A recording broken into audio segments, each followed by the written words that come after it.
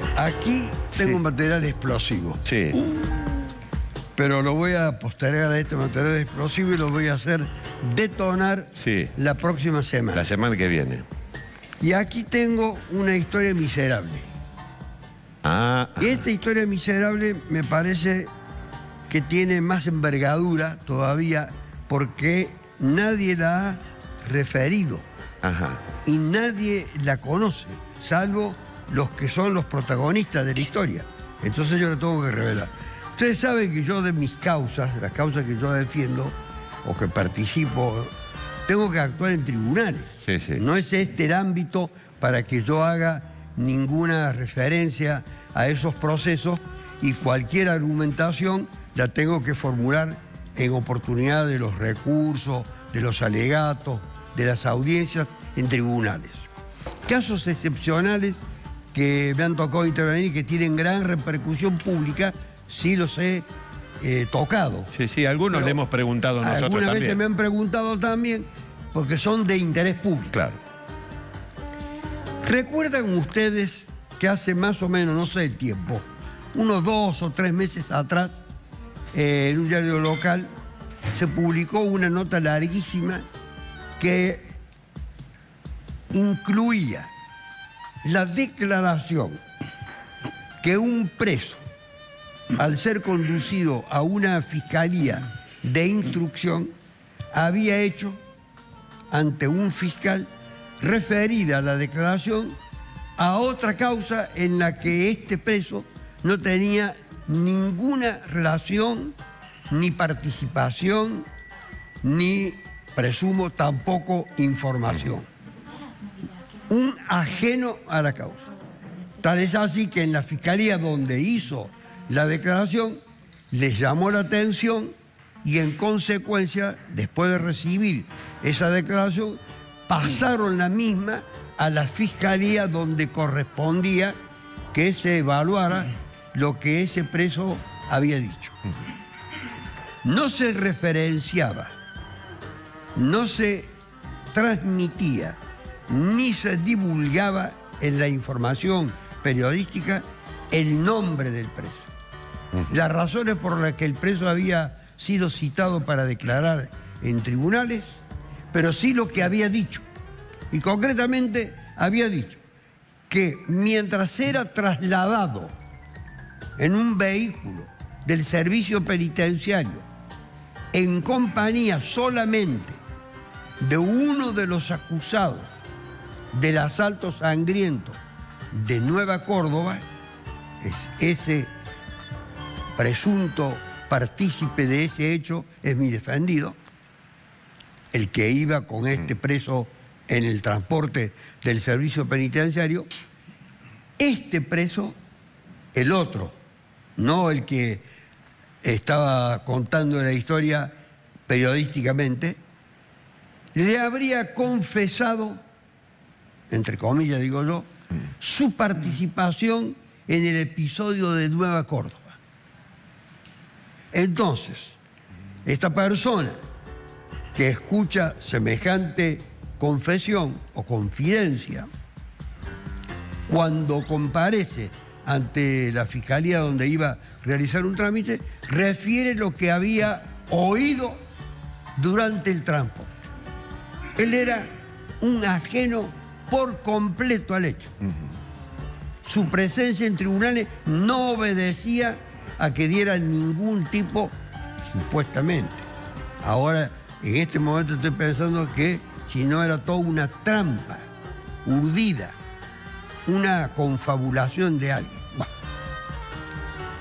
Ayer me notifico de la resolución de la Fiscalía que interviene por el asalto de Nueva Córdoba, en el que le atribuye a mi defendido participación en ese hecho.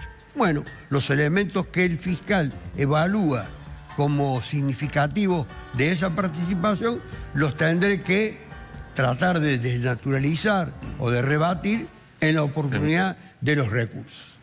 Pero de pronto encuentro que entre los elementos de prueba que el fiscal, hago referencia a la resolución porque la resolución es pública, de manera tal que no tengo ningún impedimento para decirlo. Entre los elementos de prueba que el fiscal menciona está esa conversación que en el transporte del vehículo del servicio penitenciario habrían tenido mi defendido con esta persona que había hecho la declaración a la fiscalía, que no era la fiscalía del caso, y que había dado lugar a la publicación periodística, que era un motivo verdaderamente de escándalo. Y cuando leo el nombre del detenido que iba conjuntamente con mi defendido en el transporte, siento una enorme sorpresa. ¿Pero por qué, doctor? Cuando veo la identidad, porque tiene que referir la identidad de esa persona y la declaración que ha hecho, en qué consiste, etc.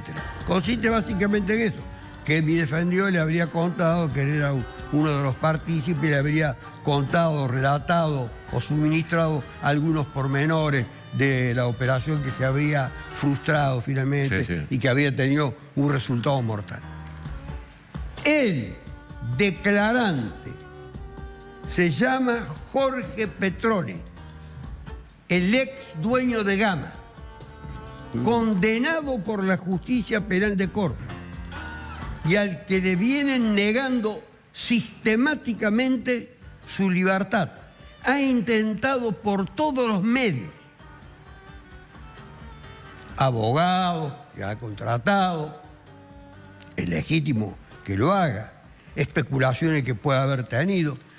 Recuérdese que en un momento determinado dijo que él era víctima, cuando todavía no se había dictado la condena, que él era víctima de una persecución, de una conspiración, y que el autor de esa persecución era nada menos que el gobernador de la Sota de la provincia de Córdoba, al que le atribuía una hostilidad absoluta. Preso político se llamó. Se autodenominó como tal. Fue de una virulencia, de una ferocidad, el ataque que le hizo al poder político, que llamó la atención. No obstante todas esas manifestaciones, fue juzgado con todas las garantías, terminó el juicio, lo condenaron, fue confirmada la condena, los recursos extraordinarios que presentó todavía no han prosperado, de manera tal que el tiempo siguió pasando y trató de hacer méritos internos en la cárcel. Se lo consideraba como casi un dueño del pabellón donde se hospeda, donde realizaba sus operaciones, con el consentimiento del servicio penitenciario, que le daba trabajo a gente, que los hacía contratar afuera. Bueno, serían tareas humanitarias. Lo cierto es que los delatores, primero quiero aclarar una cosa, yo no estoy reivindicando ningún código de comportamiento carcelario en el que debe guardarse silencio. Alguien en una causa en la que está involucrado puede referirse a otro en la misma causa por una estrategia defensiva, puede ser admisible. Pero que alguien se ocupe de un episodio que no le concierne, que no está en modo alguno vinculado con él, ni con su actividad, ni con su participación, ni con su situación, es algo que no tiene precedentes en la historia del delito. ¿Qué es, en definitiva, me preguntaba yo ayer cuando leí la resolución, lo que este hombre ha querido obtener? La condescendencia del Poder Judicial que se le viene negando de manera sistemática. Un colaborador, digamos. Un colaborador no importante, ni valioso, ni significativo, porque él no sabe nada. Solamente lo que dice que sabe es proveniente de una supuesta confidencia que esa persona le habría hecho durante el viaje. ¿Esto qué revela? Toda la conducta de este hombre, el ataque al gobernador de aquel entonces, el considerarse preso político, los ataques sistemáticos que ha hecho. Después se ha arrepentido y ha dicho que dejaba sin efecto todo lo que había manifestado, habla de una gran inestabilidad emocional. Puedo pensar razonablemente que se trata de un mitómano. Los delatores suelen ser fabuladores. Agregan cosas para tratar de obtener algún tipo de beneficio. Yo pregunto, ¿alguien le propuso algún beneficio a este señor para que dijera lo que no sabe? O, por el contrario, él, de motu propio, inventó una conversación que el otro la niega, o sea, una conversación inexistente. O alguna otra hipótesis o alguna otra alternativa tendiente a obtener de cualquier manera algún beneficio. Jorge Petroni, con la conducta que ha tenido en este otro proceso, en el que nada tiene que ver él, en el que no está involucrado, ha hecho, me parece, un aporte verdaderamente canallesco. Porque sin saber ni constarle lo que estaba transmitiendo, lo ha transmitido. ¿Existió la conversación? Primera pregunta. Segundo, ¿existió alguna conversación en la que el otro le dijo algo? Es la segunda pregunta. Tercero, ¿le contó los pormenores? Tercero. Ahora, que sea utilizado como uno de los elementos de prueba que el fiscal tiene, mire, son miles de fojas, una enorme cantidad de cuerpos del expediente acumulados durante una larguísima investigación, muy prolija la investigación que cumplió, y es bastante insuficiente respecto a la situación de mi defendido. Pero eso es otra historia. Lo cierto es que Jorge Petroni se ha desnudado moralmente al tener esa actitud. Él debe haber pensado que nunca se iba a conocer su identidad. No, pero es público eso. ¿Sí? Es público porque la resolución es pública. Y quien lee la resolución se pública, entera, claro, toma conocimiento directo, inmediato, de lo que se está diciendo allí. El que no lo conoce se preguntará quién es esta persona. Y el que lo conoce experimentará la reacción que cualquiera puede experimentar si tiene algún tipo de interés en el proceso. Por eso ayer, de la enorme extensión que tiene la resolución del fiscal, atribuyéndole detalladamente la intervención de cada uno de ellos, reparé solamente en este punto y las consecuencias que ello va a traer aparejado. ¿Fue todo esto armado?